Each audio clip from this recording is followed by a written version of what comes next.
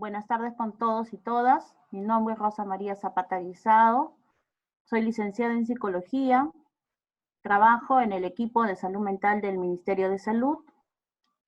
Tengo aproximadamente 16 años de experiencia en el trabajo con la violencia política, en el trabajo operativo en establecimientos de salud, y también en lo que es el acompañamiento psicosocial en la entrega de restos a familiares después de más de 25 años del episodio de violencia que vivió nuestro país. El día de hoy voy a hablar sobre acompañamiento psicosocial a familiares de personas fallecidas en el contexto de COVID-19.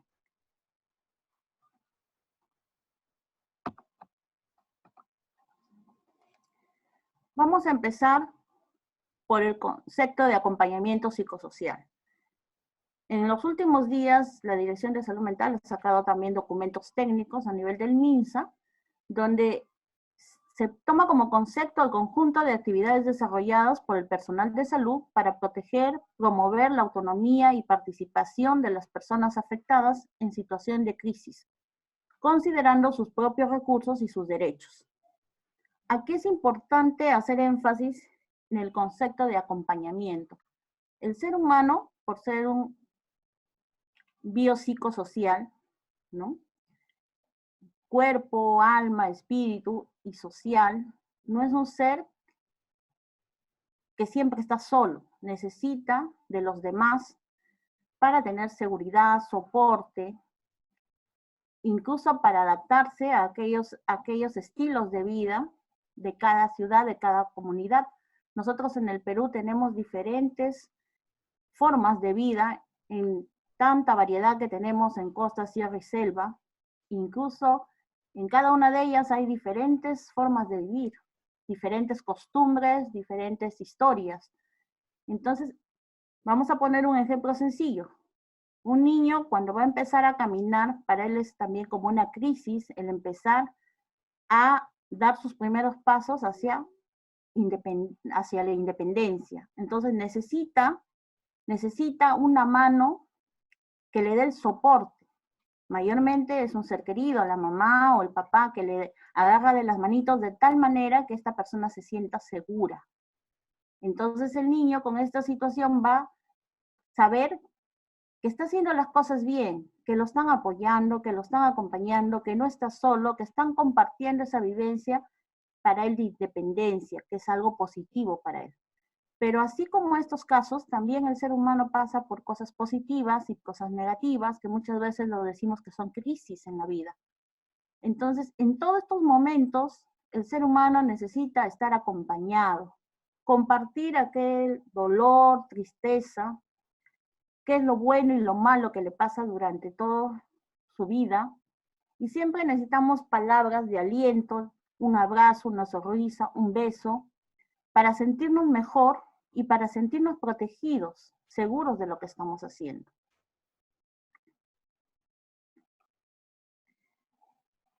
Este acompañamiento psicosocial en el contexto COVID es un cambio total que no había sido visto en ninguna parte de la historia de la vida del ser humano, ni tampoco ninguna experiencia como esta.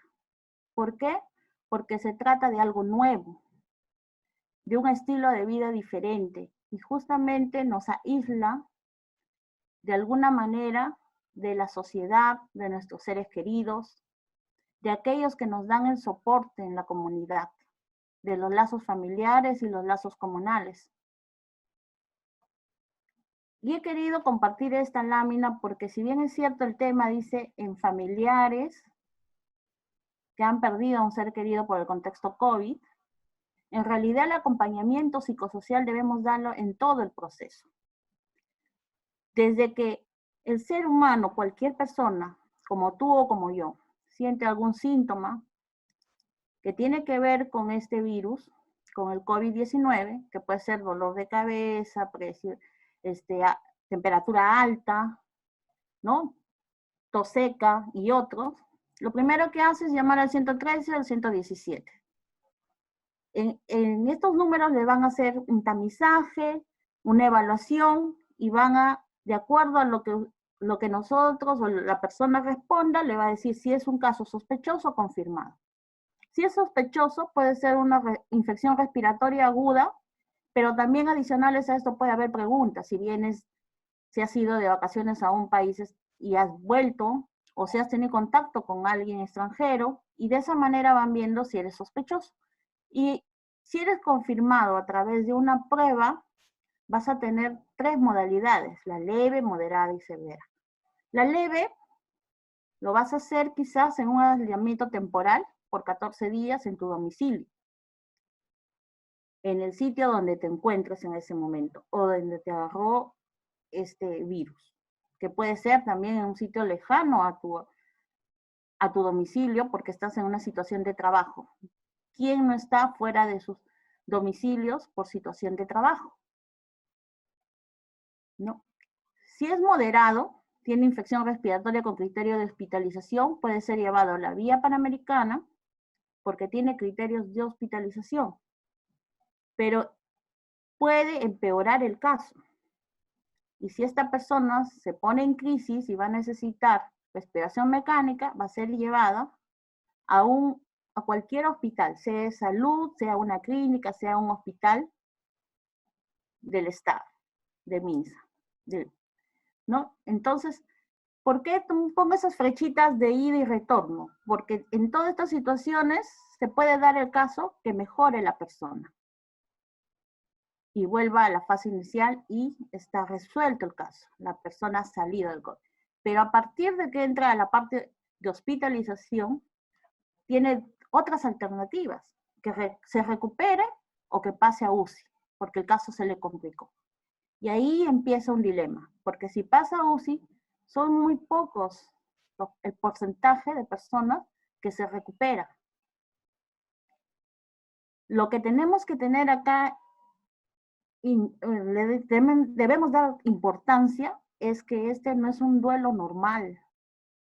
Cuando pasa a UCI y se dé el deceso, no va a ser un duelo normal, porque si tenemos un paciente hospitalizado por cualquier otro tema, vamos a visitarlo en las tardes, de acuerdo al horario que nos ponga el centro de salud o la clínica. Aquí no. Desde que esté en el aislamiento temporal, si se agrava y pasa a la vía panamericana, pasa al hospital y pasa a UCI, no vas a poder ver al paciente.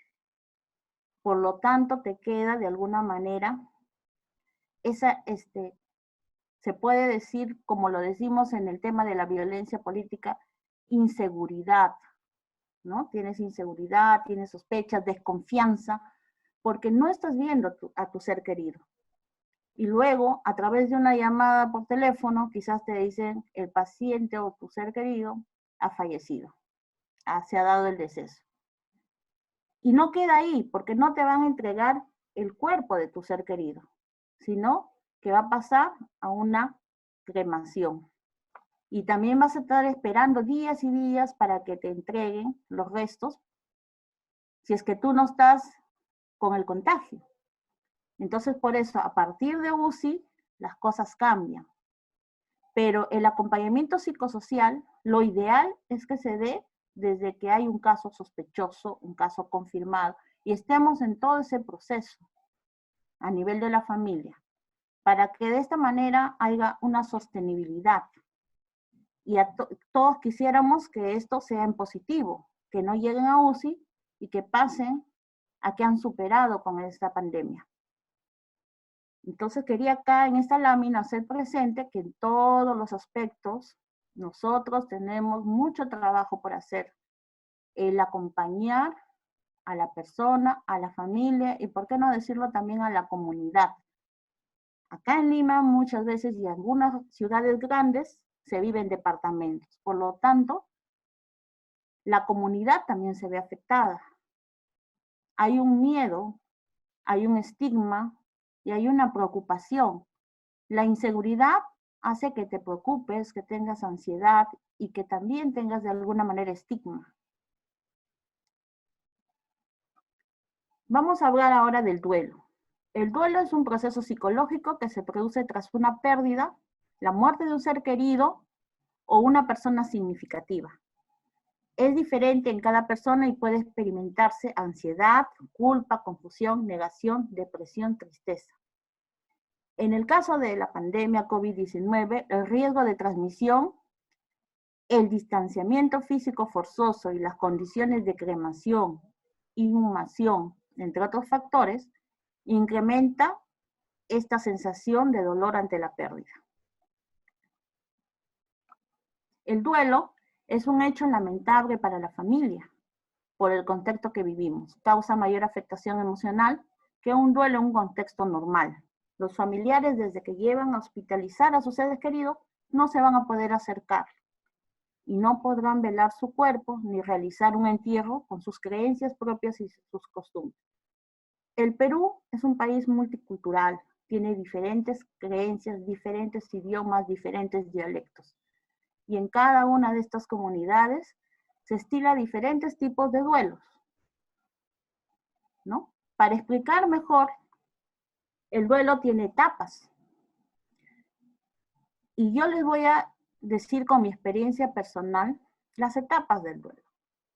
No es igual tener a un ser querido yéndole a visitar todos los días y de pronto quizás se puso mal y falleció. Por lo menos tienes esa sensación de que lo viste un día antes y hasta quizás te pudo recomendar, decir, porque casi siempre se da esto, pedir cosas o decir o recomendar. Pero cuando a una persona le avisan que un ser querido ha fallecido por el teléfono, es difícil de aceptar. Yo quisiera en este momento quizás compartir una experiencia que yo tuve, ya les digo, hace más de 35 años atrás. Mi papá falleció por un tema del corazón, en ese tiempo todavía no se operaba. Yo era era la hermana mayor y a nosotros, nuestro papá había entrado a internarse y de pronto pasó a UCI. 2 semanas no lo pudimos ver. Y días antes nos llaman y nos dicen, ya se ha recuperado y mañana van a poder entrar a verlo. Ese día nos levantamos temprano, nos alistamos.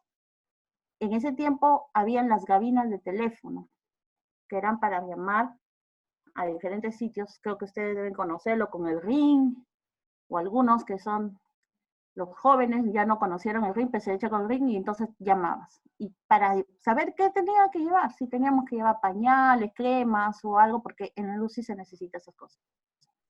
Y a mi mamá que entra a decir con todo el entusiasmo que ya estábamos viendo que necesitaba, le dicen por el teléfono que había fallecido su esposo.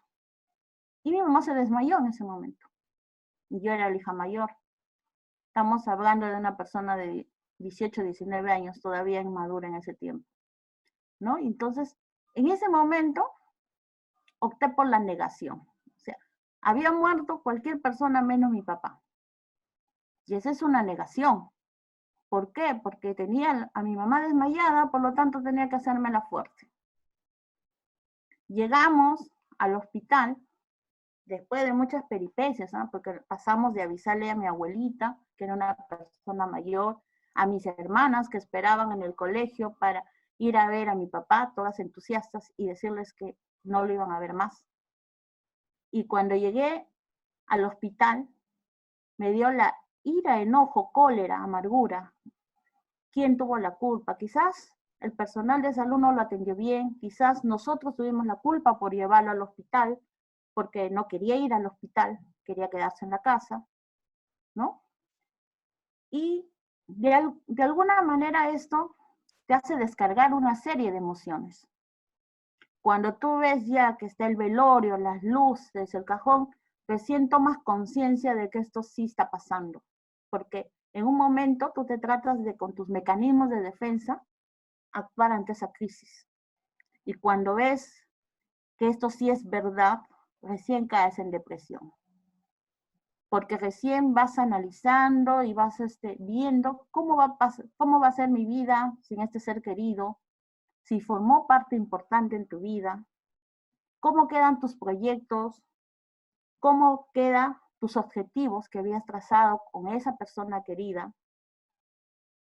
Y eso tiene un momento, un espacio. E incluso quizás no quieres hablar, no quieres seguir haciendo tus cosas, como en el caso mío, no quise estudiar, dejé de ir un tiempo al colegio, ¿no? Entonces te cierras en tu mundo. Y es bueno porque necesitas ese espacio solo para ti, para analizar, para afrontar las cosas. Cuando analizas y afrontas las cosas, tú llegas a decir, pero esta persona decía que yo debería seguir adelante, que yo tenía que tener una profesión. ¿Y cómo iba a tener una profesión si no voy a estudiar? Entonces vas analizando las cosas y vas recordando las cosas positivas que te dijo este ser querido, vas analizando tu contexto y que no te puedes tirar al abandono, y más aún si eres la hermana mayor, porque tus hermanos que vienen después dependen de alguna manera de ti, y si tú caes, cae todo, quizás. Entonces te das la fortaleza, te agarras de esas cosas para aceptar. Y tienes la liberación. ¿Por qué dices la liberación? Porque ya comienzas a armar tu proyecto de vida sin esa persona. No quiere decir que no te cause dolor la pérdida. Quiere decir que has asumido que perdiste ese ser querido, pero la vida tiene que continuar. Y has aprendido de este dolor que te ha dado a ser más fuerte y a salir adelante. Entonces tienes un aprendizaje de vida y comienzas a hacer tu proyecto en base a esto. ¿Con esto qué quiero decir? Quiero decir que la persona tiene que pasar por todos estos procesos de duelo que son normales, pero nosotros tenemos que acompañar todo este proceso. Porque si se queda instaurada la depresión, si no afronto y no analizo y no sigo adelante con mis proyectos de vida, entonces voy a tener un duelo de alguna manera patológico, con una sintomatología que no me va a dejar crecer, no me va a dejar lograr mi proyecto de vida. Entonces, tenemos que acompañar en todo este proceso, no diciéndole que se olviden de su ser querido, no diciendo ni negando que esto no pasó, no, que sí pasó, que sí te causa dolor, que en algún momento o en toda tu vida tienes que darte un tiempo, quizás para llorarlo, quizás para recordarlo, quizás para mirar las fotos, pero que esto no va a impedir que tú sigas tu proyecto de vida y tus objetivos. Entonces, en todo momento de la vida nosotros necesitamos saber que contamos con un ser querido. Esos abrazos que dan cuando te dicen mi sentido de pésame, mis condolencias y otras frases más, muchas veces son dolorosas, sí, pero quizás el ser humano, por ser un ser social, necesita de esto, necesita sentirse acompañado y querido, necesita compartir el dolor. Lo lamentable en el COVID-19 es que las costumbres no se van a poder realizar.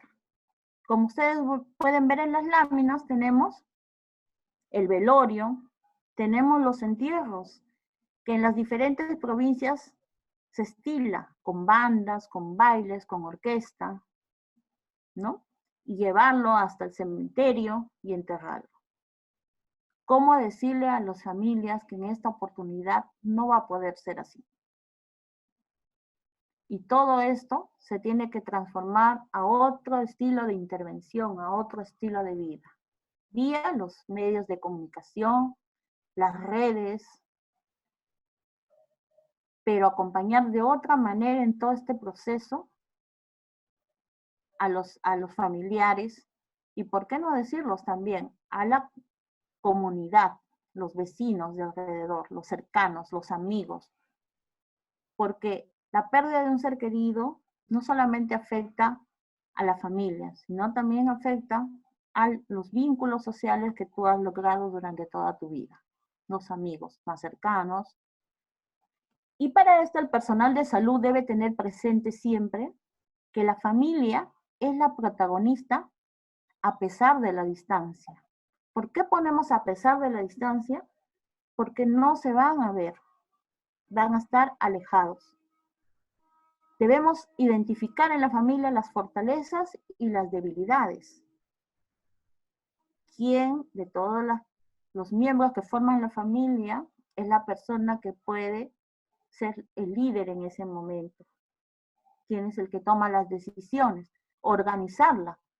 Porque si no se organiza, ¿qué va a pasar? Van a haber muchas contradicciones entre ellos mismos, muchos encuentros que pueden fomentar incluso la agresión, ¿no? O los malos tratos, pero no porque quieran hacerlo, sino es propio de esta pandemia que estamos viviendo. La gente está muy emotiva, muy agresiva, ¿no? Insegura, temerosa, y tenemos que trabajar también el fortalecer las estrategias de afrontamiento. Tenemos que identificar las redes de apoyo comunitario. Dentro de esa zona donde vivió la persona que ha fallecido, quienes eran quizás los vecinos más cercanos, porque ellos también necesitan tener una explicación. No es que tengan estigma, sino que ellos se alejan porque no conocen las cosas, entonces tienen miedo y el miedo hace que crees el estigma. Y el miedo, ¿por qué lo tienes? Porque no tienes seguridad, no tienes respuesta a lo que está pasando. Entonces, cuando tú no tienes respuesta y temes por tu vida, lo único que tienes que hacer es alejarte. No es que no sufran, ellos también sufren y se ven de alguna manera afectados por la muerte de las personas. Esa vez que falleció, el primer fallecimiento en un condominio, que ustedes deben haber escuchado, quizás por las noticias, todas las personas que vivían en ese condominio se vieron afectadas. Algunas se vieron atemorizadas y otras aterrorizadas. ¿Pero por qué? Porque no llegaban quizás a recoger el cadáver, porque no llegaban quizás a desinfectar la zona, porque quizás todos tenían miedo de tener la enfermedad y nadie les daba la respuesta en el momento que ellos lo solicitaban, una respuesta oficial y que le dé seguridad. Entonces, ¿cómo vamos a hacer el acompañamiento para afrontar la pérdida de un ser querido? Antes de entrar a este tema, nosotros, por ejemplo, trabajamos en la entrega de restos a los familiares de las víctimas de violencia política después de más de 20 años. Entonces, hay la búsqueda de personas desaparecidas. Desaparecidas, ¿por qué lo decimos? Lo decimos desaparecidas porque la situación de un desaparecido guarda la esperanza de que quizás no esté muerto, sino esté vivo. O quizás te da la inseguridad de que no es el resto y puede ser de otra persona y me lo están entregando y me están diciendo que es el resto de mi ser querido. Entonces pasa por muchos procesos forenses, desde la denuncia, la investigación, la toma del ADN, quizás la exhibición de prendas y tantas cosas que van juntándose para decir, sí, este es el resto de mi ser querido. Y cuando ellos logran enterrar a ese resto del ser querido, llegan recién a quizás darle fin a su duelo, que ha estado de alguna manera estancado por 20 años, hasta no tener ese resto que les dé de alguna manera una paz espiritual o una paz de acuerdo a sus costumbres, una descarga, ¿no? Entonces, esta situación del COVID tiene algo de similar. ¿Por qué?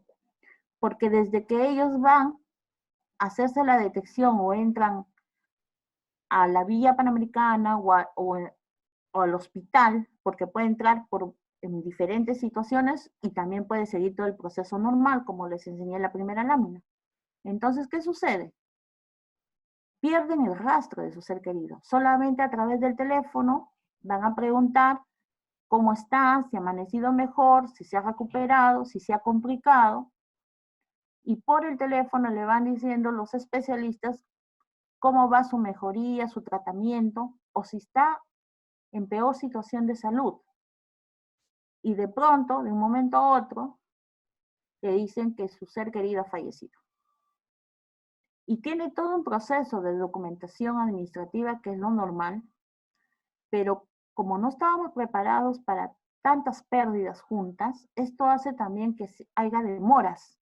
Y esas demoras te llega a de alguna manera a crear ansiedad, inseguridad, porque se te va a pasar por la cabeza que quizás esas cenizas que te van a entregar dentro de un mes no sean las de tu ser querido.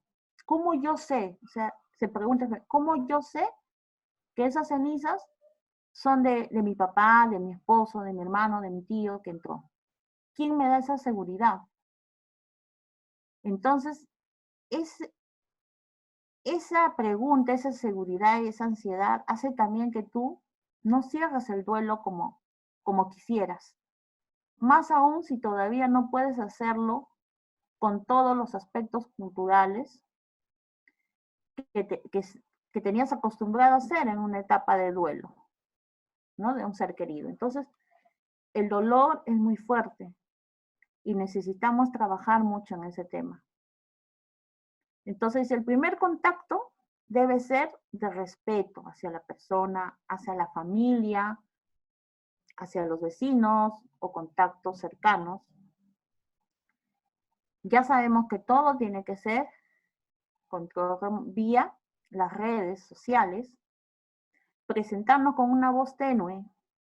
Eso es importante, porque la voz hace que te tengan confianza. Siempre tienes que estar con una escucha activa. Ellos lo sienten, a pesar que están detrás del teléfono, sienten si tú le estás prestando atención, porque a veces te preguntan y tú no sabes qué contestarle, porque no le has prestado atención a lo que has dicho. No deben haber críticas y siempre hay que reforzar lo positivo y ayudarlos a afrontar el dolor.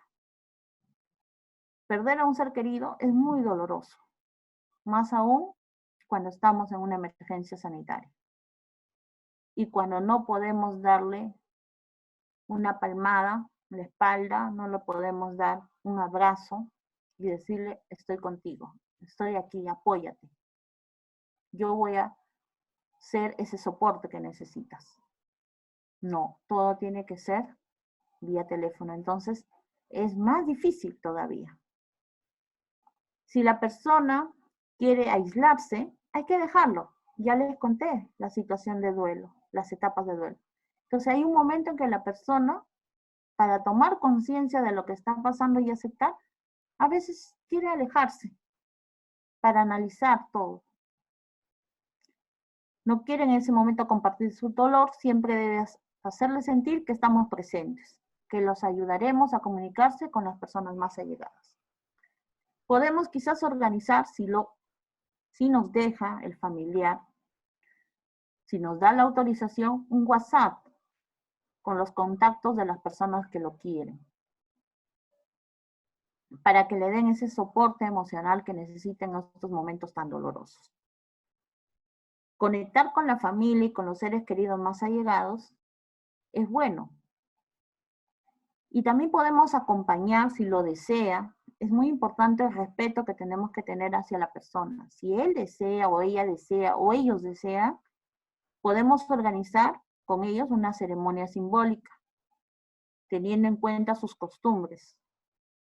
Podemos utilizar una foto, podemos utilizar una ropa o un recuerdo o quizás una estampa, algo que identifique a mi ser querido, ya que no lo puedo tener en cuerpo presente.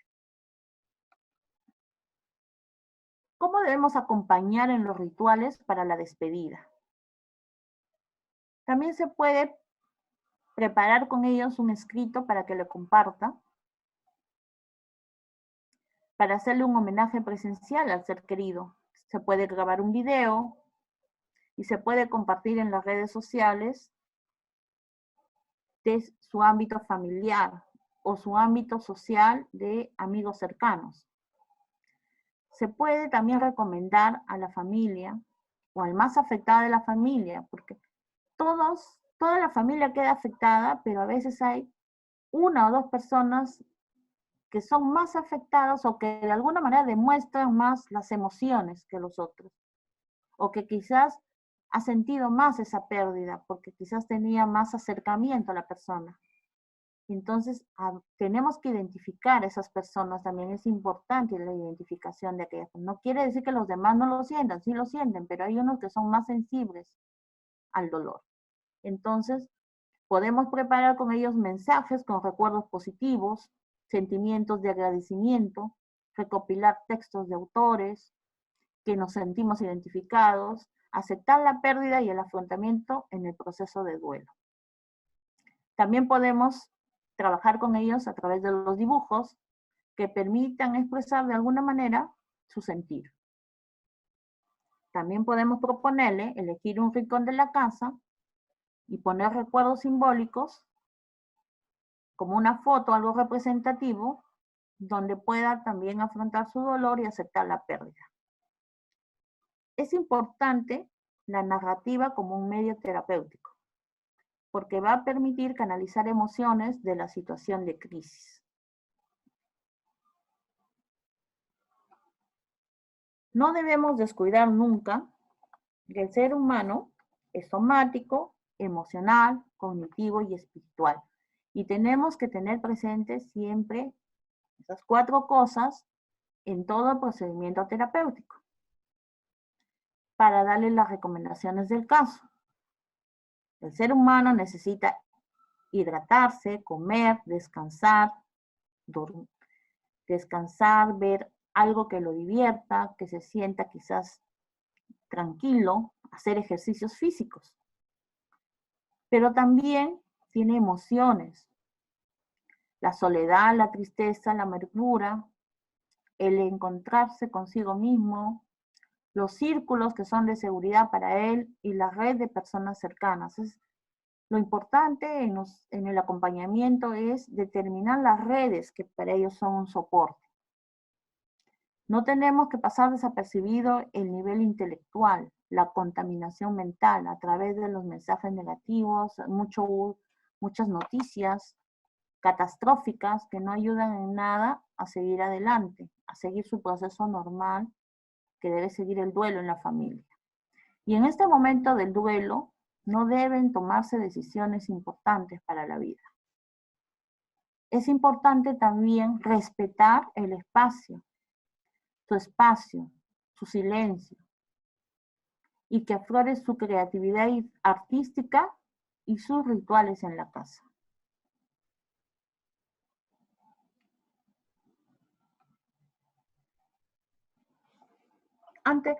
Antes de pasar a lo que es las recomendaciones para el acompañamiento, quisiera contarles alguna experiencia que tuve en acompañar a una persona que había perdido un ser querido en estos temas del COVID, ¿no? Al hacer la primera intervención vía llamadas, después de la presentación y después de decirle si está de acuerdo en continuar con esta llamada, porque viene a ser el consentimiento informado de alguna manera, después de esas 2 cosas, bueno, uno se prepara, ¿no? Dice, voy a preguntarle tal cosa, voy a preguntar, pero no, comenzó a relatar y a relatar sin que le haga ninguna pregunta, porque necesitaba descargarse, necesitaba sentir que alguien lo está escuchando y a contar su historia. Y esta persona se sentía de alguna manera muy culpable por lo que había pasado, porque había perdido a su esposo y no tenía el esposo ningún síntoma. La que tuvo el síntoma fue ella, pero fue un síntoma pasajero, una gripe normal. Y de un momento a otro su esposo, una noche, le falta el aire, el esposo no quiere ir al hospital. Le dice, por favor, no me lleves al hospital. Y lo recordó a ella ese momento, se le sentía que lloraba, que estaba muy triste, que estaba muy deprimida, y decía, yo lo llevé, o sea, la culpa. ¿Por qué lo tuve que llevar? Yo lo llevé al hospital. Él me dijo que no le lleve, y yo lo llevé. Y no pensé que lo llevaba para nunca más verlo, ¿no? Que a veces eso cala, esa culpa, ese dolor, si no se da el acompañamiento en ese momento. Porque no va a dejar que siga adelante su vida. Va a tener esa carga, entonces hay que trabajar en eso, explicarle que la situación que estamos viviendo en cualquier momento a todos le puede pasar, ¿no? Entonces, Se sentía la señora muy mal y se sentía también muy ansiosa porque temía que sus vecinos se hayan contagiado, ya que ninguno de ellos se había percatado que estaba infectado por COVID. Entonces estaba moviendo dos situaciones, la situación de dolor por la pérdida de un ser querido, pero la situación también de preocupación porque se sentía culpable también de haber infectado a sus vecinos, ¿no? Y a sus familiares. Entonces, por eso nada en el acompañamiento, si bien es cierto, podemos tener técnicas, tenemos procedimientos, podemos decir, vamos a aplicar algunas preguntas para saber cuál es su situación emocional. En el momento tenemos que ser creativos, porque todo se va hilando con ellos. Ellos son los que hacen la pauta, no nosotros. Nosotros solamente los guiamos en el camino, pero la pauta la ponen ellos, ¿no? Entonces, tenemos que establecer en las recomendaciones canales de comunicación. Si se trata de un paciente que ha pasado de hospitalización a UCI, y si lo hemos seguido desde un inicio, desde que fue quizás detectado, en caso leve, moderado o severo, continuar con la intervención. De lo contrario, si comenzamos ahí, tendríamos que iniciar con la presentación, el consentimiento informado, pedirle si está de acuerdo en crear un grupo WhatsApp familiar con el equipo especializado de salud mental, identificando a una o dos personas que van a centralizar los líderes quizás de la familia, se puede decir, o las personas que son las fortalezas de la familia, para centralizar la información y transmitirla al personal de salud que desean, cómo se sienten mejor, cómo quisieran que se haga el acompañamiento, porque ellos nos van a pautear cómo quieren que nosotros vamos a intervenir en esa familia. Registrar en un cuaderno de la historia clínica del paciente, la información que se ha transmitido a la familia, darle a la familia el reporte día a día en coordinación con hospitalización o el lugar donde esté, conectarse con el médico encargado o el responsable para tener una información oficial del estado de salud del paciente. ¿Cuál es la condición día a día? El personal de salud muchas veces se siente agotado por todos los tratamientos que se dan en el COVID. Y hay que explicarle que las condiciones en las cuales nos encontramos a nivel, no solamente país, sino a nivel internacional, muchas veces pueden tener resultados adversos. Entonces tenemos que ir preparando a la familia para esos resultados adversos, que pueden quizás en esta hospitalización o en UCI, perder a su ser querido. Ir preparándolo, pero de una manera cautelosa, ¿no? No tan directa. Plantear a la familia que recuerde un hecho doloroso y las fortalezas que tuvo para vencerlo. Esta es una técnica muy importante. Cuando uno se siente de alguna manera caer, es importante pensar y analizar durante todo nuestro proceso de nuestra vida, qué hechos hemos pasado dolorosos y cómo hemos salido adelante. Porque solamente ahí podemos captar qué fortalezas tuvimos para vencer este dolor. Recabar información sobre las costumbres espirituales. Las costumbres espirituales también es importante. ¿Cómo creen que debería ser su duelo? Ir retroalimentando, ¿no? Es necesario seguir los protocolos también de cremación y explicarle a la familia cómo va a ser la entrega de las cenizas, de los restos, si podemos hacer un duelo simbólico, si ellos están de acuerdo en eso, identificar a las personas de familia que darán el soporte, que se darán el soporte entre ellos mismos, en la situación que hay un escenario desencadenante para la familia. Estamos hablando de la contención de la familia para ir preparándolos para un tema de duelo. Explorar con la familia quiénes son las personas fuera del núcleo familiar que podrían ser un soporte emocional ¿no? ¿Cómo serían esos soportes que necesitaría la familia? Ellos van a armar su intervención. Nosotros solamente vamos a guiar y vamos a estar ahí presentes para todo. Presentes a través de una llamada, presentes a través quizás de ayudarlos a organizar su duelo. Identificar con la familia espacios comunitarios, colectivos también, para comunicarles la noticia adversa. Explorar con la familia cuáles serían las preferencias de comunicación. Todo tiene que ser en el debido respeto a ellos, respetando sus derechos. Si ellos no quieren nada y no aceptan, nosotros no podemos intimidarlos, ni exigirles, ni decirles que hagan cosas que ellos no quieren. Favorecer la expresión de preferencias de la familia y el deseo de la persona que falleció. Esta etapa es importante porque va a ayudar a conectar al entorno. Es vital y progresivo para, de alguna manera, reconstituirse o readaptarse de nuevo a la vida cotidiana. Tenemos que respetar los silencios y trabajar mucho el autocuidado. Es muy importante que las personas, los seres queridos que han perdido su familia, equilibren sus emociones. Se van a conectar y desconectar. Aceptar la pérdida y no aceptarla. Es normal en un determinado tiempo. Pero estas emociones, que pueden ser de ira, de enojo, de lloro, terminan. Se pasó.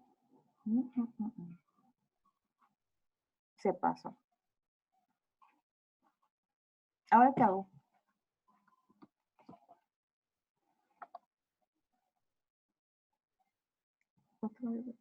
Trabajar el autocuidado es importante para equilibrar las emociones de las personas.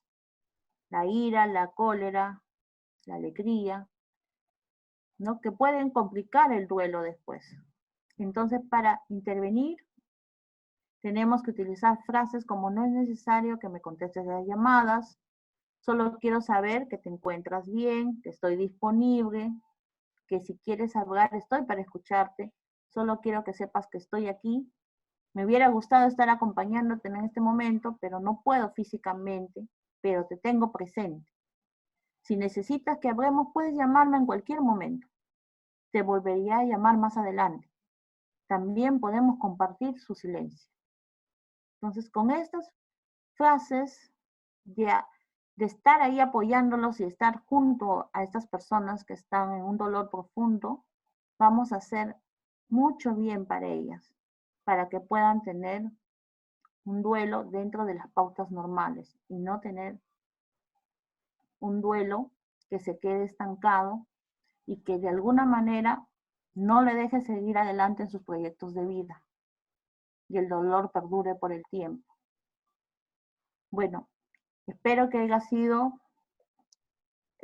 bien dinámica esta presentación y les agradezco por todo. Gracias.